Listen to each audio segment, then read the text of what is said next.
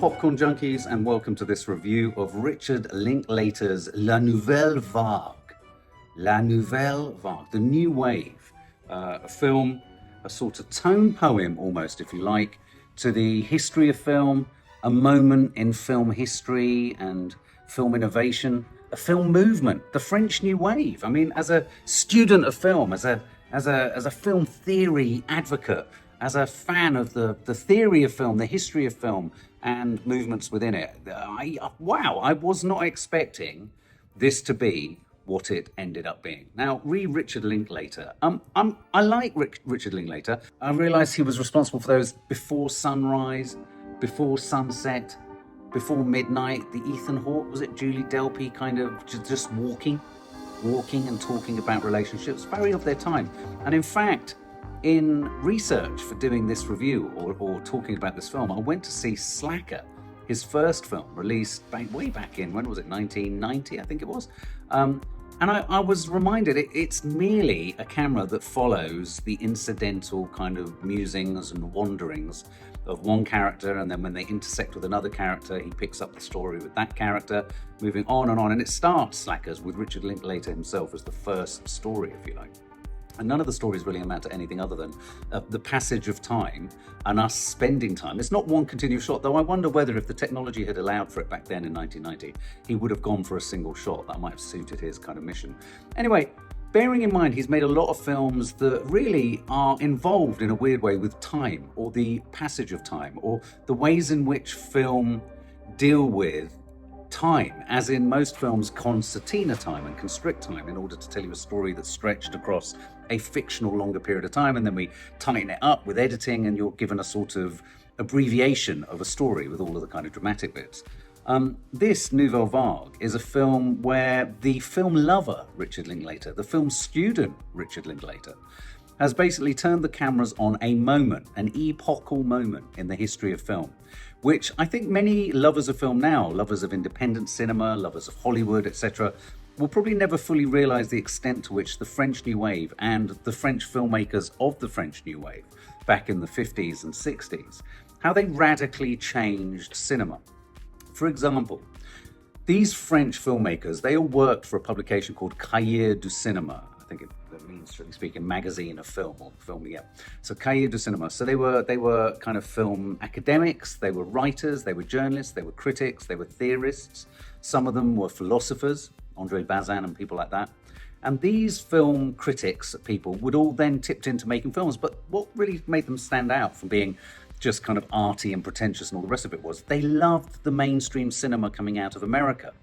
But what they loved about the mainstream cinema coming out of America, the French New Wave directors, was, the attributes of it, the iconography of it, the hats, the Humphrey Bogarts, the stars, all that kind of stuff, the star system. But they also liked the idea that actually you had artists behind the films. It was the French filmmakers. It was the French New Wave that gave legitimacy to the idea that, say, Hitchcock could be an auteur, or Douglas Sirk could be an auteur. That, you could have directors working within a commercial system that actually had their own artistic input into films. And the French New Wave, really, and the films that came out of the French New Wave, the filmmakers of the French New Wave are filmmakers like Francois Truffaut, Claude Chabrol, Eric Romer, Jean-Luc Godard, for example. Many of the sort of absolutely definitive filmmakers of French history all kind of occurred around and within the French New Wave. Now, this film, Nouvelle Vague, another title for it, it's a film about filmmaking, and it's a film about film history. And it's a behind-the-scenes retelling shot like a French New Wave film. And what I liked about the way he did that was he didn't overplay the stylistic tropes. It wasn't like an imitation, but it was a homage. This is just in the way it's shot. It's in black and white. When he introduces new characters, they look into camera and you see their name strapped underneath. But he didn't get too much more adventurous than that. But it's a film about the 20-day shoot of the real-life film A Bout de Souffle, or Breathless, as made by Jean-Luc Godard. And really, it's a film about this taciturn, slightly morose, incredibly sort of dictatorial, sort of self-obsessed, but also purist and quite serious Jean-Luc Godard going through the process of trying to make a film. It's a slice of filmic history. It's obviously fictional. I mean, every character in it is based on a real character. So, you know, Zoey Deutch plays Jean Seberg. Guillaume Marbeck plays Jean-Luc Godard. So all these famous people from French filmmaking history are played, all the members of the cast, all the members of the crew. Aubry Dullin plays Jean-Paul Belmondo. You'll know all of these faces from the original kind of Breathless posters and films and all the French New Wave films. But what I loved about this was it was a reminder, and it was an opportunity to luxuriate in and roll around in the richness of a filmic movement. But I think the vast majority of people, like when I came back home and everyone was in and they were like, oh, what did you see? And I said, oh, Nouvelle Vague. And they said, what's it about? I said, well, it was about the French New Wave. And it was like, what's that? It was just, if you want a really quick, economic, but entertaining, thought-provoking and stimulating lesson about the French New Wave, although this is a fictionalized retelling of the making of an iconic, if you like, an absolutely French New Wave defining film in Breathless, the film that they're making, this allows you to really understand what was radical about the movement. The idea that you would just shoot from the hip, the idea that you would shoot on the streets of Paris, the idea that you would shoot without seeking agreement so that all the extras would be affordable and cheap and in the background. The fact that there's a great moment further into the film when he goes into the edit suite, he talks about jump cuts. You know, the French New Wave, and especially Jean-Luc Godard, were instrumental in encouraging the idea that you could jump cut quite dramatically from one detail in a scene to another detail in a scene. There are great moments of philosophizing around what's the best way to make a film. If you've got a schedule with a film, should the schedule drive the film or should the film drive the schedule? The idea that he's forever landing on set, Jean-Luc Godard, and his script, he doesn't have a script. People are asking to see the script and he doesn't know what the script's about. And he wants the scene to evolve and he wants to be inspired in the moment. And so it becomes a film about the filmmaking process, but it also is a film about how it's not a huge stretch to elevate the role of a filmmaker to that of an artist, with all of the kind of, you know, dead ends that an artist goes down, the amount of times an artist starts a painting, chucks away the canvas or wipes it all out and starts again. You know, with film, it's very difficult to just be instinctive and immediate and authentic and creative because you've got so many people and the logistics of what you're trying to create are so demanding of you that it becomes quite burdensome. And I just thought this was a really entertaining, it was so in awe of its subject matter. And it was just something that I really enjoyed relishing. The black and white worked really well. The sense of place worked really well. I felt like I'd been on the streets of Paris. And, you know, anyone who knows me or our output across the channel, I'm not an enormous fan of France. I find, you know, every trip to Paris is usually shot through with a lot of people being really miserable towards British people because they can't stand us, not surprisingly. But this, I just felt like I'd literally wandered around the streets of France. I loved how low budget the cameras were. They're shooting on 16mm. They would set up a scene and they would just shoot it in one take. And whilst the actors, I mean, Jean Seberg in it, the woman who plays Jean Seberg, you know, she's a bigger name. She's an American starlet, if you like. And she's had to be really convinced to work on this film. And she has both a kind of total circumspection. She doesn't like the fact that all her home comforts are there. What do you mean I don't need a makeup lady? There's great moments where Jean-Luc Godard says, but we're not having makeup on this film. And you can see this Hollywood actress is like, what the fuck is going on here? And yet, even in her character, outside of the film, you could see her beginning to understand by the end of the film what Jean-Luc Godard was about. This is a film about how you have to un-businessify the process of filmmaking to keep film rich and inventive and electric and dense and thought-provoking. That actually, you know, when you make films, you know, you can make as many bold decisions about how you don't do something as well as how you do things. And I think we live in an incredibly risk-averse world now where the studios take fewer risks on projects, streamers take fewer risks on projects. And if they do take a risk, they really don't want the risk they're taking to be made even more risky by the style of filmmaking to be completely, if you like, you know, so avant-garde that it potentially and perhaps possibly alienates the viewers. What's interesting, looking at just the footage in this film and some of the rushes that they show in this film, that they shoot on the streets of Paris, is what then was experimental and what then would have been seen as radical has now become the norm. And this is why I really want to stress this point. The French New Wave group of filmmakers who were paying homage to the wonders of Hollywood cinema and all of its attributes, all of the kind of storylines and the men and the guns. I mean, you know, these French New Wave films weren't necessarily not about the bigger things in life, death and love and all this kind of stuff, but they were doing it in a much more grassroots level, on the streets, no production values, shooting from the hip, shooting maybe one shot a day, then maybe having a really kind of esoteric moment in the middle of the film where the characters are just dancing together and smoking cigarettes. Incredibly adventurous, incredibly European and all the rest of it.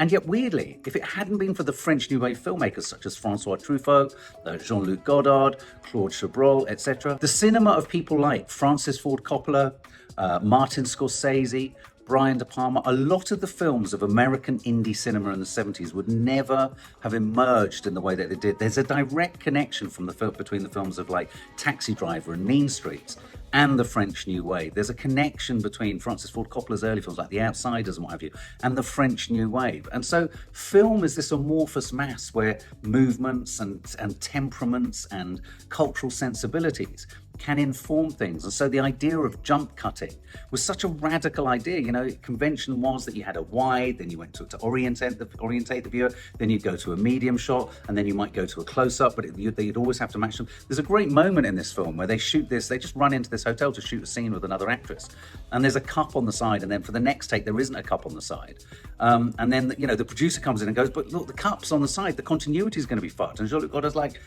what? It doesn't matter to me. Life is life. Life keeps moving on. Just because we aren't filming at this point, we are not going to tell the audience that life hasn't. So in this sort of, you can see why they wanted the continuity. I mean, one still gets hooked up on, when I make films, you're thinking, well, does that match with the edit and stuff like that?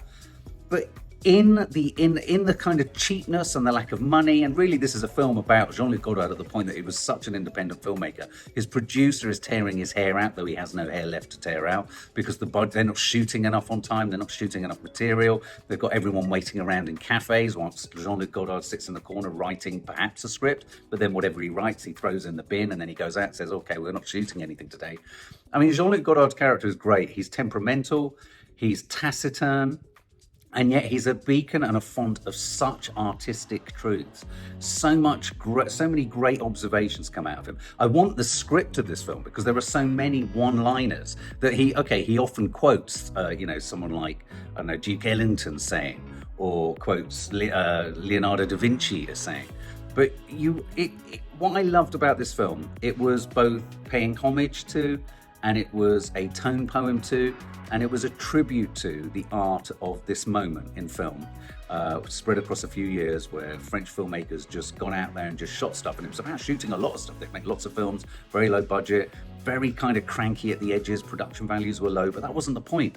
It was about the immediacy, it was about the authenticity, it was about the reality of telling a dramatic story, but doing it in a very different way to the Americans. And this film just kind of gives you a real sense of that era and that moment, and whether one knows or doesn't know that it's a crucial moment in the history of American cinema, in the history of global cinema. These films marked an incredibly exciting moment, a little bit like Rossellini and the Italian neorealists. And it's not often you get from a mainstream American filmmaker like Richard Linklater a film about a film movement, and he very cleverly homes in on the micro dramas and the macro dramas and the intimacies of one production, a definitive production of Jean-Luc Godard making A Bout de Souffle, Breathless, and if you're a film lover and if you love films about filmmaking, this is an incredibly different type of thing in that genre. You so often get, like The Studio, the series on Apple TV, or Hail Caesar. There are often films about filmmaking.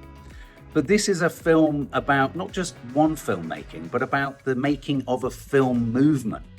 And I just found it utterly divine. I found it indulgent. At first I was like, I hope he's not going to over-egg the making it look like a French New Wave film. But he didn't. He didn't try to pretend what he was doing was what Jean-Luc Godard was doing. He made a couple of simple decisions to shoot it in black and white and to, at times, formalize make formal the process of characterization. And with every new character that came into the film, there'd be a sort of portrait where they sit and you'd see their name, which was neat. I quite liked that, and it didn't need any more than that. I love this film. I wasn't expecting to, and as I say, I've always quite liked Richard Linklater's films, but I've never loved them. Though I would recommend, if you get a chance to see his first film or re-see his first film, Slacker, it's very amateur. It's very low budget. It's very kind of clunky and of its time. But it's kind of, you can see why this film, you can see why he's made Nouvelle Vague. You can see the impact of the French New Wave on his first film. So I'd say go and see Slacker and then go and see this. And then those films in the middle with Ethan Hawke and Julie Delpy as they wander around talking about their relationships and what have you, which I remember loving when I was younger. And I think they were films very much for someone in their 20s who had an idealism around love and all the rest of it. I liked them at the time, though I slightly worry they might have not quite lasted the test of time. Please check out this film. It's also a very light history lesson. It's a fun history lesson about a section of film history that rarely gets a look in anymore, and will probably never get a look in ever again. So much better than, do you remember that movie years ago called Silent Movie? Which wasn't really about silent, they just used the devices of making a silent movie to kind of almost re-trigger an interest in silent films. No, this is different. This utilizes some French New Wave techniques, but not a lot, to just take us back in time. I was transported, and I was enthused and I was inspired. I love this film. 100 out of 100. Well done, Richard Linklater.